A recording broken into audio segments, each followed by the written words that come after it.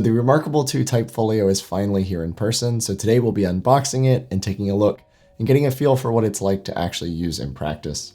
You'll have to excuse my voice a little bit. I was at the Atlantic 10 basketball tournament rooting on VCU, so my voice is a little gone. But with that said, let's just go ahead and get into the box and let that do the talking instead of me. So let's take a look at the outside. Obviously mine is sepia brown, typing without distraction. For the reMarkable 2, you can open it there. And then on the back, take focus notes and keep your reMarkable safe.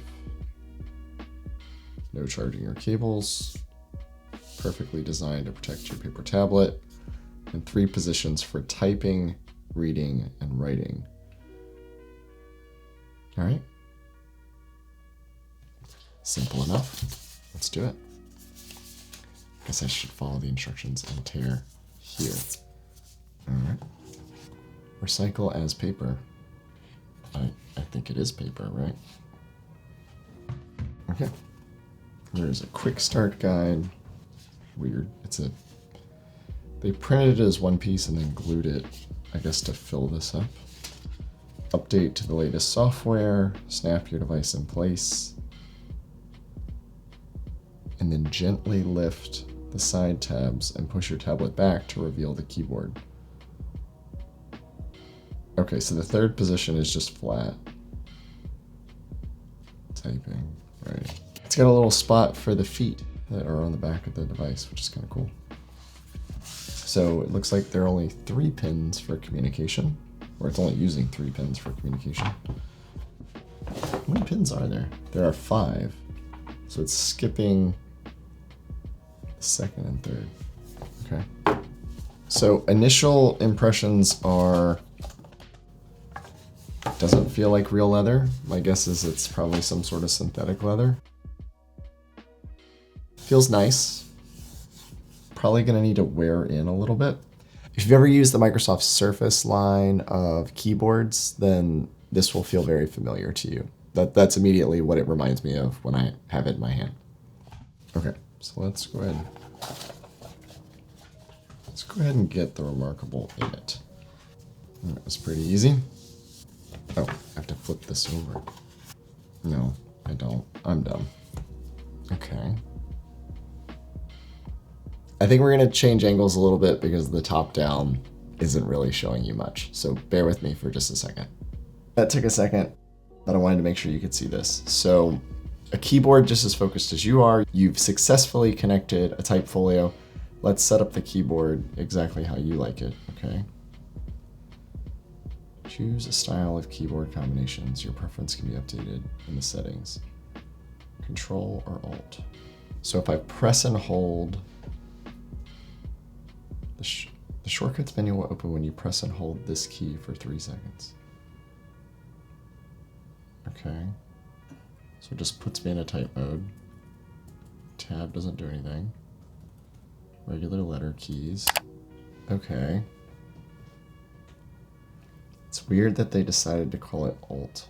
It feels very Windows focused, which is probably a good decision on their part.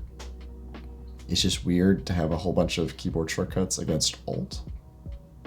But I guess I told it I wanted Mac style layout. It's probably smart of them to avoid the whole command versus control confusion. It's just weird to have a keyboard with Option and Alt on it.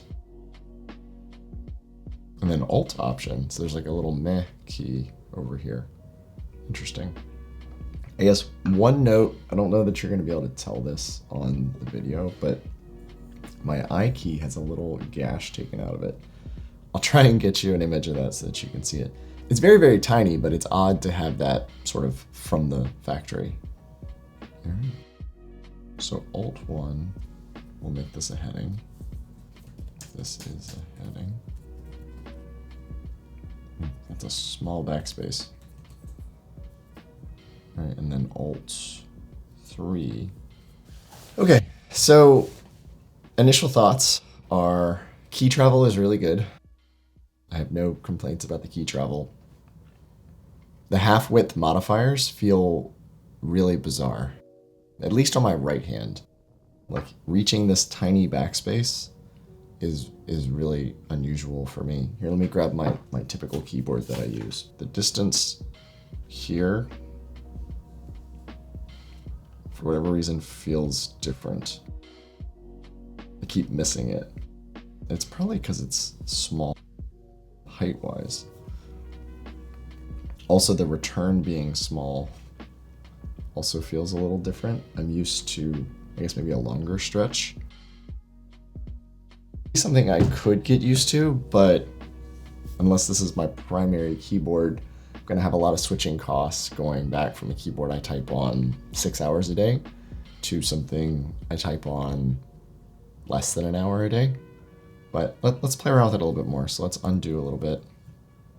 Undo, redo, that all feels normal. I can alt backspace, which feels good. Let me see.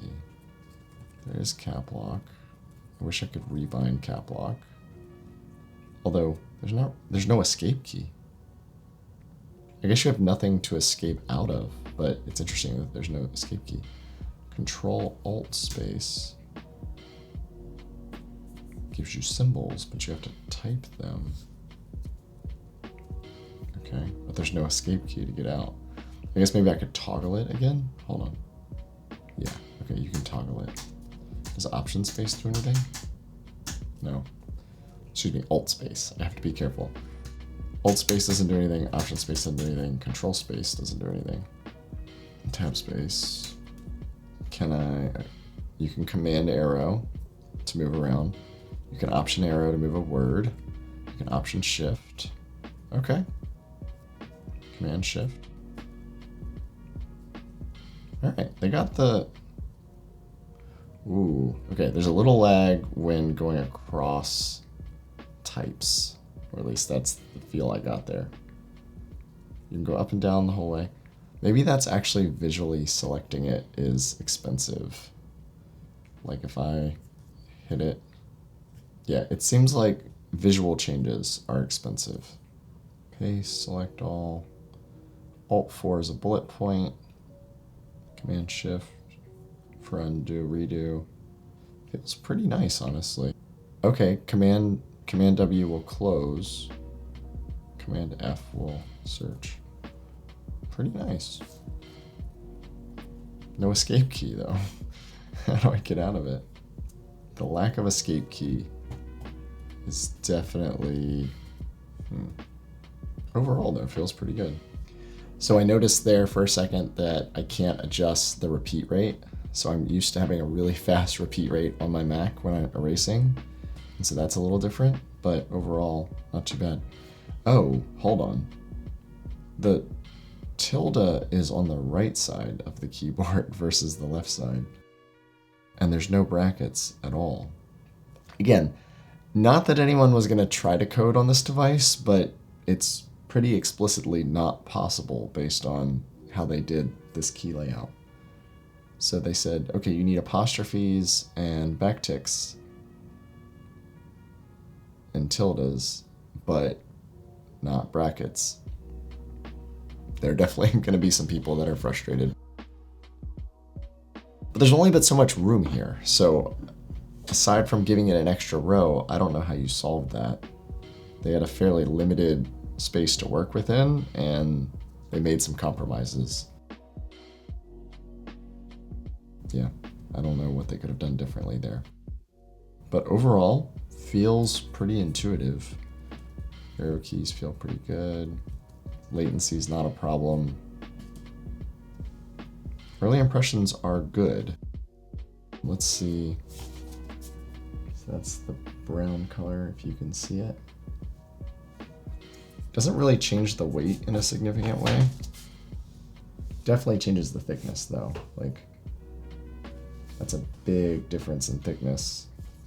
But if you were already a Folio user, probably not that big a deal.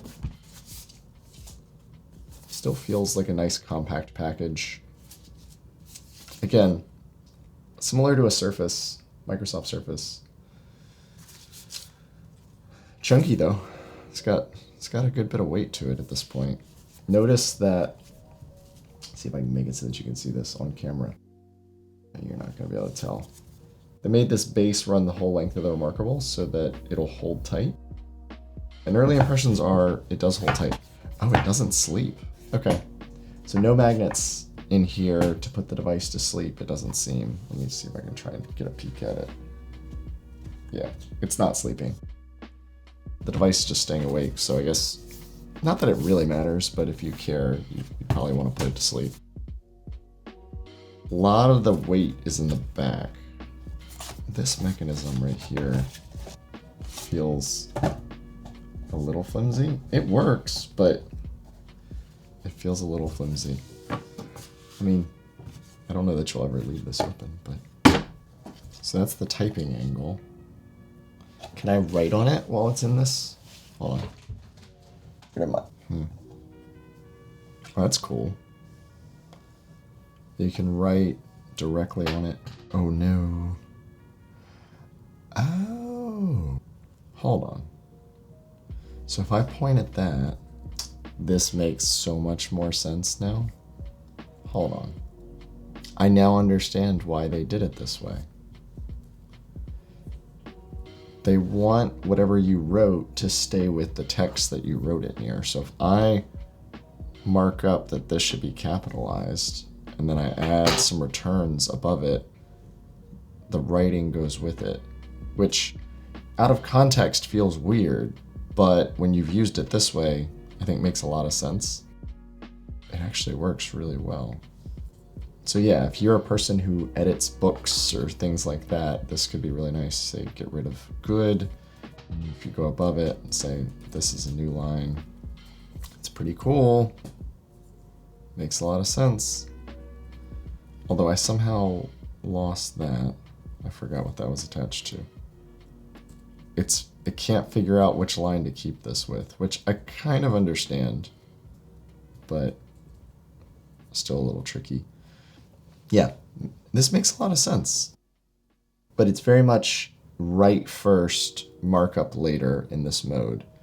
I think a lot of us, when using the reMarkable up to this point with typing plus writing, it has felt like you would draw and then you would write, but I don't think anyone's actually going to do that. So I think what reMarkable is optimized for is people are going to type first and then mark it up later, which makes good sense. I could definitely see taking a document, pasting it in, although if you're going to do that, why not just make the changes?